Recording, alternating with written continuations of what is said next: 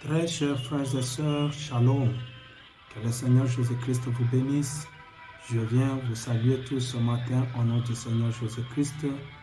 Moi, c'est votre frère Étienne Maléna, pasteur de Christ Tabernacle à Johannesburg. Je voudrais partager avec vous ce matin un petit sujet que je semblais trouver important, qui peut aider aussi quelqu'un quelque part. Mais avant que nous puissions commencer cela, je voudrais que nous puissions adresser un mot de prière au Seigneur Jésus-Christ. Prions.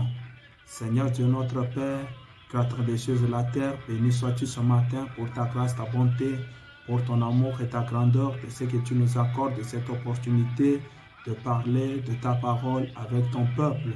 Bénis ce moment de partage et conduis-nous par ton esprit, ta puissance, et aide chacun à comprendre, à avoir une compréhension spirituelle pour comprendre les fins fonds de ce que nous allons partager par la puissance et l'aide de ton esprit. En nom puissant glorieux, nous avons ainsi prié, demandé avec foi. Amen. Que Dieu vous bénisse. Le message que je voudrais que nous puissions partager ensemble, je voudrais que nous puissions parler sur les secrets qui relèvent les miracles dans la vie de l'homme de Dieu, William Marion Branham. Les secrets des miracles dans la vie de William Marion Branham. Pourquoi? Parce que c'est une question inquiétante aujourd'hui de voir ce qui est arrivé dans la vie de William Branham, et c'est ce qui amène beaucoup à penser qu'il était un homme d'un autre domaine que du domaine chrétien. Voilà pourquoi je voudrais que nous puissions un peu parler sur quelques points qui relèvent les secrets des miracles et des prodiges qui se sont manifestés dans la vie de cet homme de Dieu que nous croyons étant un prophète de Dieu. Mais quelques-uns pensent, à cause des œuvres qui se sont manifestées, il était un homme d'un autre domaine. Parlant de secrets dans des miracles ou des œuvres puissantes dans la vie de William Branham, c'est un point qui a commencé depuis l'Ancien Testament, où quand les hommes de Dieu venaient dans le monde, les gens cherchaient à découvrir quels sont, où relève le secret, où se trouve le secret de leur force, de cette grande capacité qui se trouve en eux. On peut parler de Samson, on peut parler de Daniel à Babylone.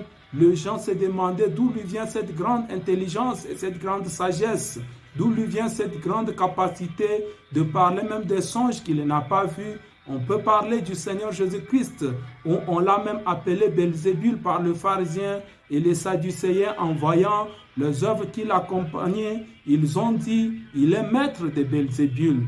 Parlons de l'Ancien Testament, je voudrais que nous puissions lire ensemble dans Juges au chapitre 16, à partir du verset 4, la Bible nous dit, « Après cela, il aima une femme dans la vallée de Sorek, elle se nommait Delilah. Le prince de Philistins montèrent vers elle et lui dirent, « Flatte-le pour savoir d'où lui vient sa grande force et comment nous pourrions nous rendre maîtres de lui.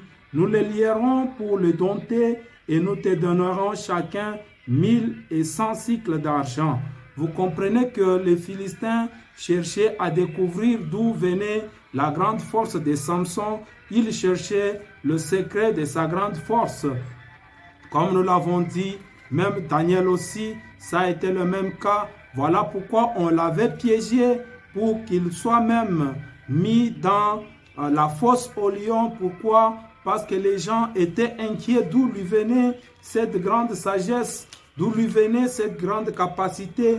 Et même le Seigneur Jésus-Christ aussi, comme nous l'avons dit, nous pouvons le lire dans Matthieu chapitre 10, au verset 24 et 25, la Bible dit, « Le disciple n'est pas plus que le maître, ni le serviteur plus que son Seigneur.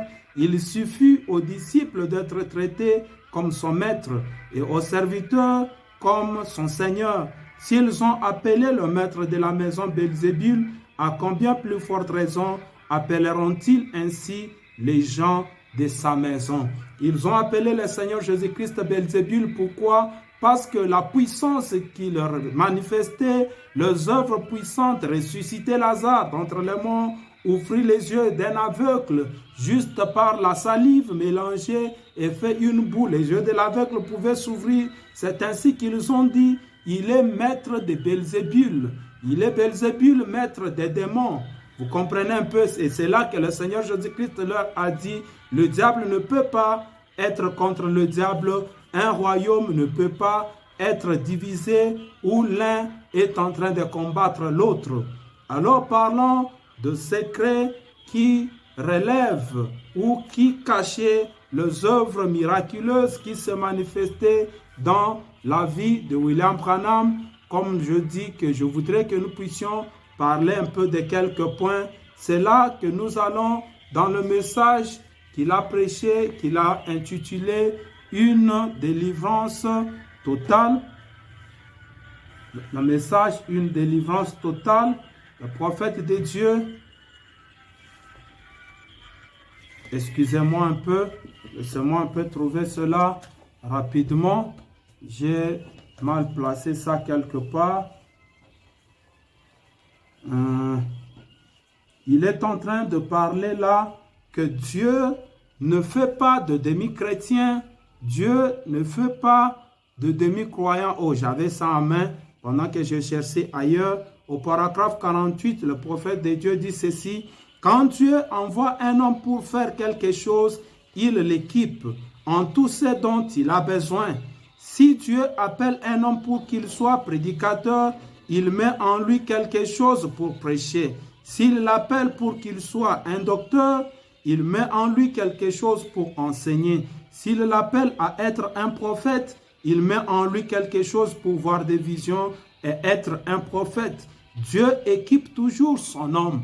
Dieu donne toujours les capacités à l'homme pour faire tout ce qu'il peut faire selon l'appel qu'il lui a donné. Mais c'est l'homme lui-même qui se rend incapable de faire ce dont Dieu a besoin que cet homme-là puisse faire. Il continue de dire, et c'est exactement ce qu'il a fait quand il a envoyé Moïse en Égypte.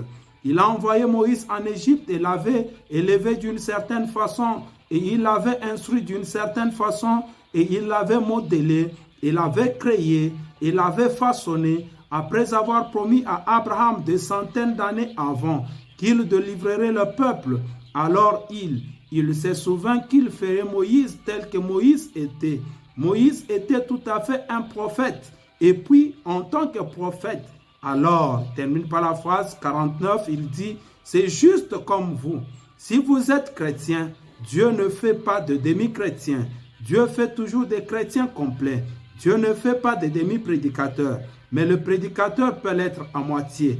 Dieu fait de ses enfants des chrétiens, mais des fois, ils sont des demi-chrétiens.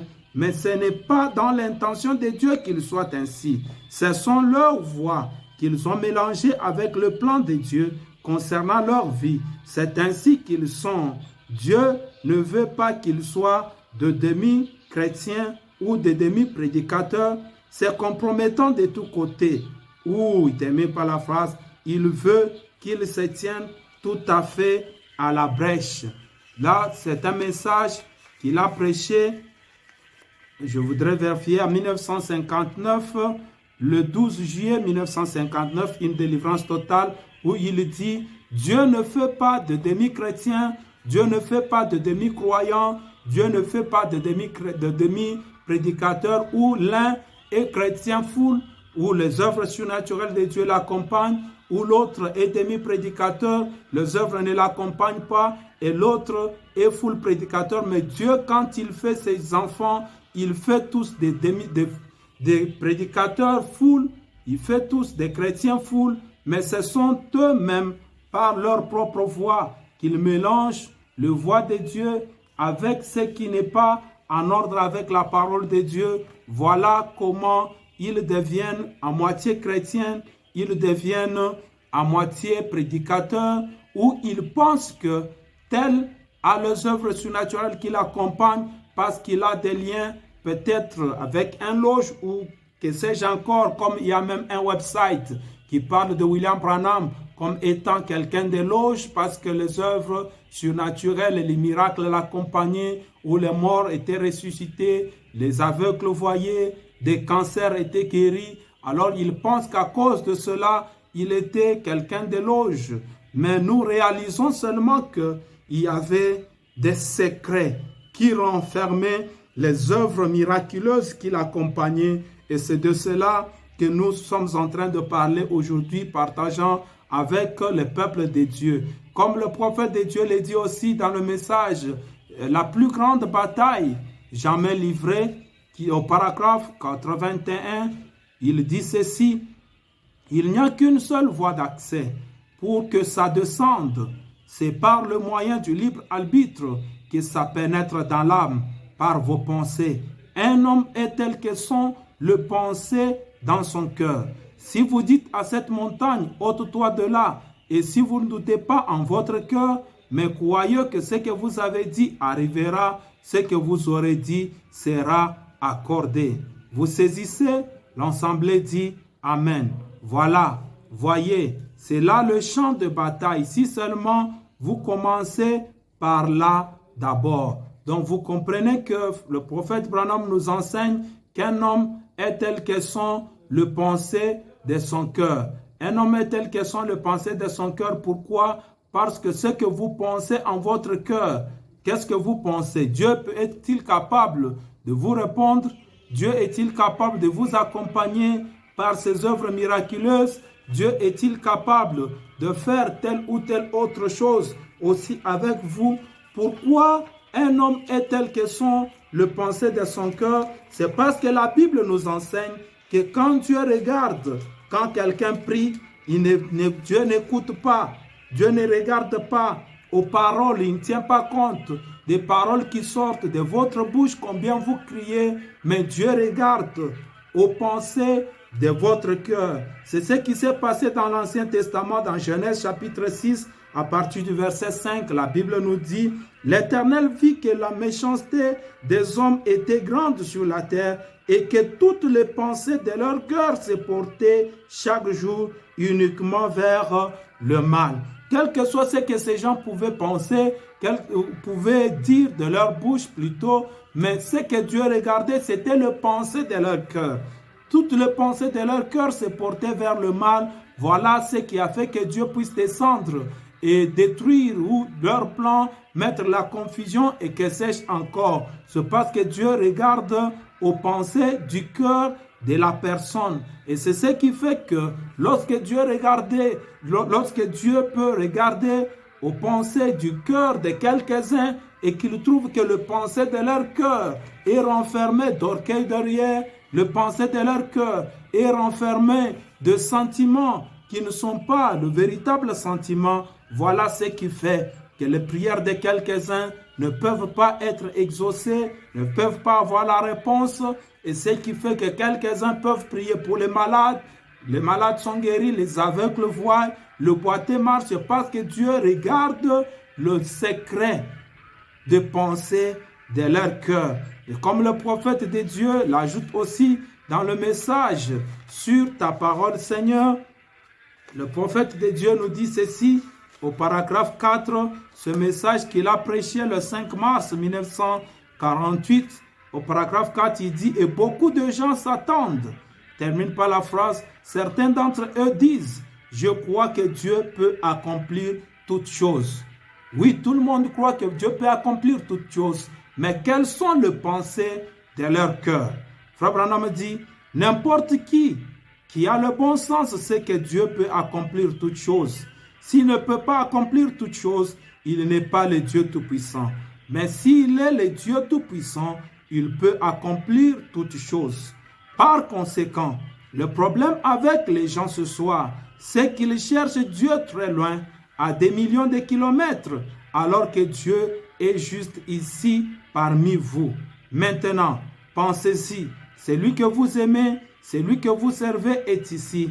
Il a prononcé ces paroles disant, là où 2 ou 3 sont assemblés à mon nom, je serai au milieu d'eux. C'est tout aussi vrai que le reste des Écritures. Comme les pensées de leur cœur pensent que Dieu est très loin, quand nous prions, nous devons peut-être beaucoup crier, nous devons peut-être faire 40 jours de jeûne, 40 nuits de jeûne parce que Dieu est très loin, nous devons l'attirer. Voilà ce qui fait que les miracles accompagnent quelques-uns et les miracles n'accompagnent pas aussi certains d'autres. Il dit aussi dans le message démonologie, domaine physique, au paragraphe 78 ou 78, il dit ceci: maintenant, c'est pour ça que la vue et le temps sont les pires ennemis de Dieu. Quant à la guérison divine, je ne sais pas s'il arrive à Frère Baxter de parler de ces choses à la réunion. Il dit la vue, les yeux donc, et le temps sont les pires ennemis de Dieu. Pourquoi? Parce qu'après que quelqu'un ait prié, il commence à regarder, 2 jours sont passés, 3 semaines sont passées, 5 mois sont passés, 10 ans sont passés. Alors la personne devient impatiente. Il regarde, les circonstances sont toujours les mêmes. La personne est toujours malade ou le problème demeure toujours. Alors la vue et le temps sont les pires ennemis de Dieu. Tu ne dois pas regarder et penser que Dieu n'a pas répondu à cause de ce que tu vois avec tes yeux.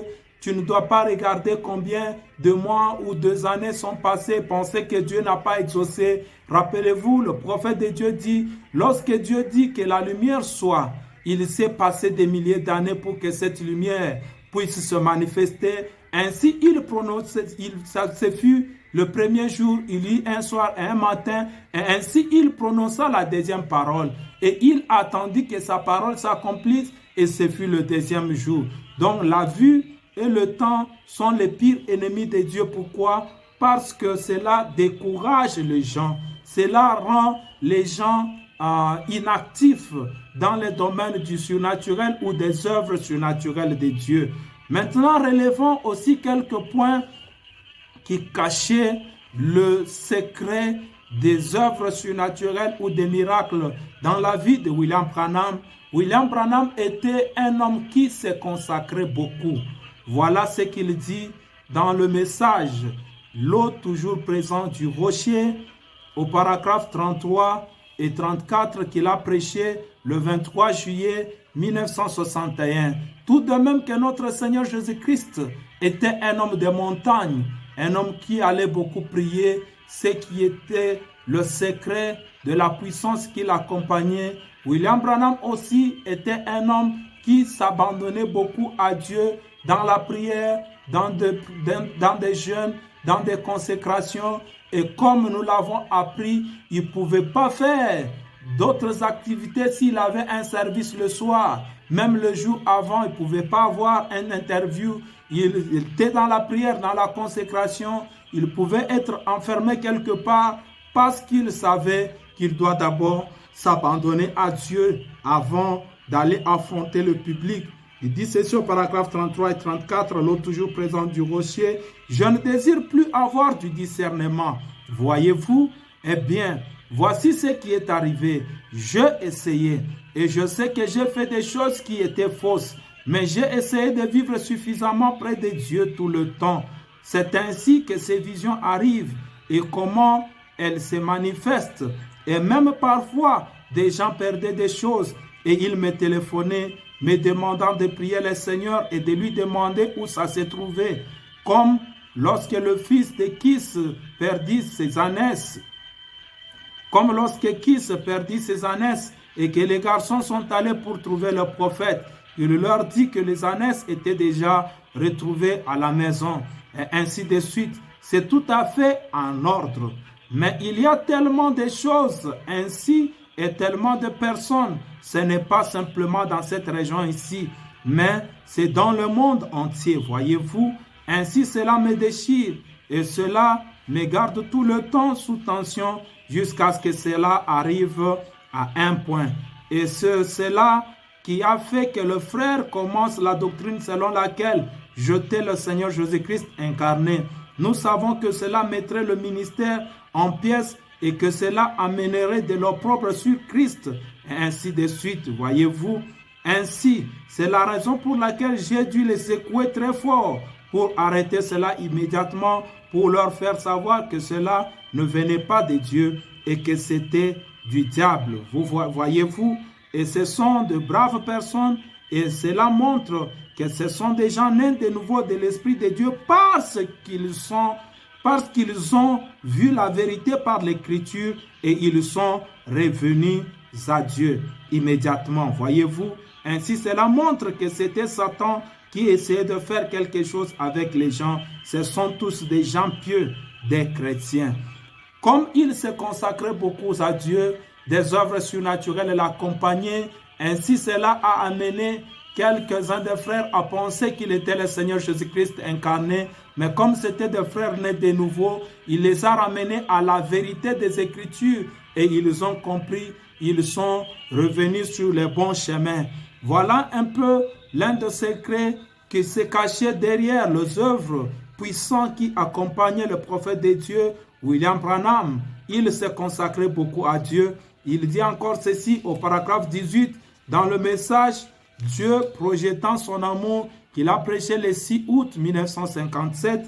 Je commence au milieu du paragraphe. Il dit « Je vais simplement de serrer mon col pour ainsi dire pendant quelques minutes pour vous dire, mes amis canadiens, certaines choses que je garde dans mon cœur. Excusez-moi pour cela car c'est un témoignage personnel. Je voudrais vous faire connaître quelque chose que je garde dans mon cœur et que j'ai découvert, car ce moment me semble très approprié pour cela. Beaucoup de gens se demandent ce qui se passe. Ils pensent qu'il s'agit d'une sorte de mysticisme. Ce n'est pas ça. C'est l'amour. C'est ça la chose principale. C'est aimer Christ. Non pas seulement dire que vous l'aimez, mais l'aimer dans votre cœur. J'ai vu les plus cruels des démons être conquis. J'ai vu des animaux sauvages fléchir d'eux-mêmes en présence de l'amour de Dieu. L'amour bannit la crainte. Le prophète de Dieu nous dit ici que c'est l'amour qui remplissait son cœur et c'est cet amour qui était le secret des œuvres surnaturelles qui l'accompagnaient. Il dit quelques-uns pensent que c'est du mysticisme, mais ce n'est pas du mysticisme, c'est l'amour. L'amour à aimer mon prochain, l'amour à aimer Dieu de tout mon cœur, ne pas avoir de compromis. Voilà pourquoi il dit dans le question-réponse du 23 décembre 1959, il dit au paragraphe 37, « Et vous ne chasserez jamais un démon par une mauvaise attitude. Il faut l'amour pour faire cela. Et l'amour est la plus grande puissance au monde. Maintenant, si vous le remarquez, un démon est toujours haineux. La haine vient du diable. Et lorsque les gens haïssent quelqu'un, souvenez-vous, c'est un démon terrible que de mépriser ou de ne pas aimer. Vous ne devez pas faire cela. » Il se consacrait et il aimait beaucoup même ses ennemis parce que l'amour et la foi sont parents. C'est comme des jumeaux. C'est comme deux tourterelles, le mâle et le femelle, qui ne peuvent pas se séparer. L'amour et la foi sont parents. Voilà pourquoi l'amour crée la foi dans la personne et une foi qui ne peut pas reculer.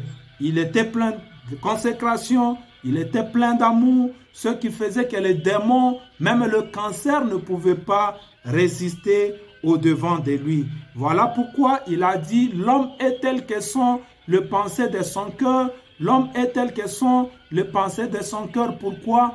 Parce que c'est ce que vous pensez dans votre cœur qui arrive. Si dans votre cœur vous aimez la personne pour laquelle vous priez, vous aimez, vous vous mettez à la place de la personne. Comme il le dit que lorsqu'il est parti en Inde et que le papa aveugle s'est approché, il dit, je me suis rapproché de lui, je l'ai embrassé pour comparer mes épaules avec ses épaules, pour voir si je pouvais lui donner ma veste. J'ai approché, j'ai trouvé que mes épaules étaient plus larges que lui et j'ai approché mon pied contre son pied pour voir si mes souliers pouvaient le convenir, mais j'ai trouvé que mes pieds étaient plus larges que ses pieds. Alors j'ai dit, Seigneur, cet homme est un parent, est un mari qui a une femme, est un parent qui a les enfants comme les miens que j'ai laissés à la maison. Alors Dieu, tu dois faire quelque chose. Et quand il a prié, les yeux de cet homme aveugle se sont ouverts. Pourquoi? Parce qu'il s'était placé à la place de cet homme-là. Il avait eu les sentiments d'amour envers la personne. Et lorsqu'il a prié, voilà qu'il avait eu les résultats. Il dit aussi ceci dans le message, la plus grande bataille jamais livrée. Il dit, si tu peux rester fidèle dans les pensées de ton cœur, si vous ne doutez pas comme Jésus-Christ l'a dit, si vous dites à cette montagne, ôte-toi de là, et que si vous ne doutez pas dans votre cœur, vous verrez cela s'accomplir. Il dit aussi la même chose, qu'il ne pouvait pas douter quand il priait au paragraphe 75 ou paragraphe 75, dans le message, la plus grande bataille jamais livrée. Il dit, si cette église maintenant même pouvait être unie et liée si étroitement, que toutes les personnes soient d'un commun accord, qu'il n'y ait pas l'ombre d'un doute nulle part. D'ici 5 minutes, il n'y aurait plus une seule personne faible au milieu de nous. Il n'y aurait personne ici qui désire le Saint-Esprit qui ne le recevrait. Si seulement vous pouviez régler cette chose-là.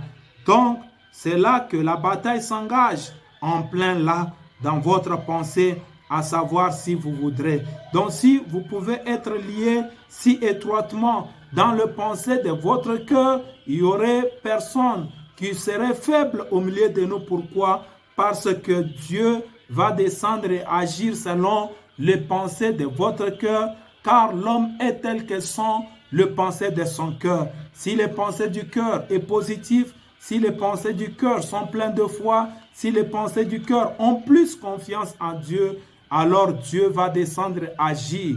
Et l'autre point que je voudrais aussi relever, c'est que le prophète de Dieu nous montre que lorsqu'il s'agit d'une œuvre surnaturelle, vous devez vous écarter du chemin, vous mettre hors du chemin et laisser Dieu seul le terrain pour que Dieu seul puisse agir.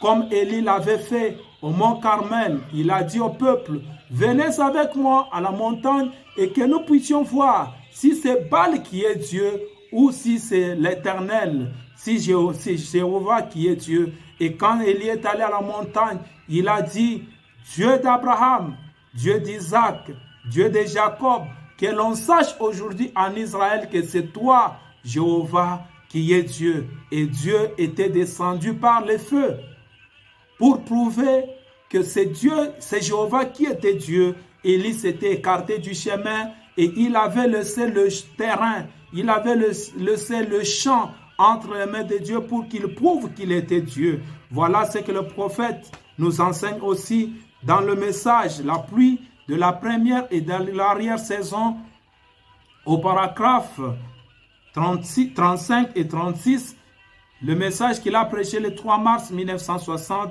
il dit ceci, au paragraphe 35, je dis, maintenant, vous et moi, plus nous nous abandonnons, plus Dieu peut nous remplir. Voilà pourquoi il a dit, je me suis abandonné suffisamment à Dieu, que les œuvres surnaturelles se sont manifestées dans ma vie et quelques-uns ont pensé que j'étais le Seigneur Jésus-Christ incarné. Voilà pourquoi c'est là le secret. Voilà pourquoi il dit, plus nous nous abandonnons, plus Dieu peut nous remplir. Autant nous demeurons, il termine par la phrase, autant je peux écarter Billy Branham du chemin, Dieu viendra à l'intérieur. Mais aussi longtemps que William Branham sera là, à l'intérieur, alors Dieu n'aura aucun moyen d'y entrer. Et c'est la même chose pour vous. Il est question que nous nous écartions du chemin sans regarder à notre manière de penser, ni agir selon nos pensées, mais le laisser lui penser à notre place et regarder à notre place en écoutant le Saint-Esprit. Donc, plus vous vous écartez du chemin, plus vous laissez la première place à Dieu, plus Dieu va agir, plus vous vous abandonnez à Dieu et vous ne vous mêlez pas dans l'affaire comme si c'est à cause de votre prière, comme si c'est à cause de votre jeûne, comme si c'est à cause de votre capacité que la chose a eu lieu, qu'il y a eu solution au problème de la personne, mais vous devez laisser à Dieu seul le terrain et vous verrez que Dieu va toujours agir, Dieu va toujours entrer en scène. Ce n'est pas à cause de vos capacités, ce n'est pas à cause de vos longues prières, vos longues jeûnes que Dieu va agir. Et il dit aussi ceci dans le message, la béatitude oubliée qu'il a prêché le 25 avril 1961. Il dit ceci au paragraphe 4, vous savez, Dieu peut utiliser que ce que vous lui abandonnez. Vous voyez, comme je le disais je pense un jour quelque part, je prêche beaucoup à des divers endroits, aux réunions du matin, de l'après-midi et que sais-je encore. Mais je disais ceci, que Dieu n'utilisera que ce que vous lui abandonnez. Ce fut le cas de Samson. Donc Dieu ne peut utiliser que ce que vous lui abandonnez. Vous lui abandonnez cela et vous vous écartez du chemin. Vous ne mêlez pas votre intelligence, vous ne mêlez pas votre connaissance. Voilà pourquoi le prophète de Dieu ajoute dans le message, ne t'appuie pas sur ton intelligence au paragraphe 194 ou 194, il dit, c'est exact. Ne vous appuyez pas sur ce que vous pensez, sur ce que quelqu'un d'autre pense. Par la foi, acceptez la promesse de Dieu. Voulez-vous le faire maintenant? Donc, ne vous appuyez pas sur votre capacité, ne vous appuyez pas sur votre intelligence, mais vous devez vous appuyer sur ce que Dieu est capable de faire. Donc, vous vous écartez du chemin et le prophète de Dieu ajoute le dernier point qui est celui d'avoir foi en soi-même. Avoir foi que tu es un homme de Dieu, avoir foi que tu es un chrétien, avoir foi que quand tu pries, Dieu est capable de répondre à tes prières. Voilà ce qu'il dit dans le message La foi parfaite au paragraphe 68. Il dit ceci, alors la seule chose que vous devez faire, c'est d'avoir foi en ce que vous êtes. Avoir foi dans ce que la parole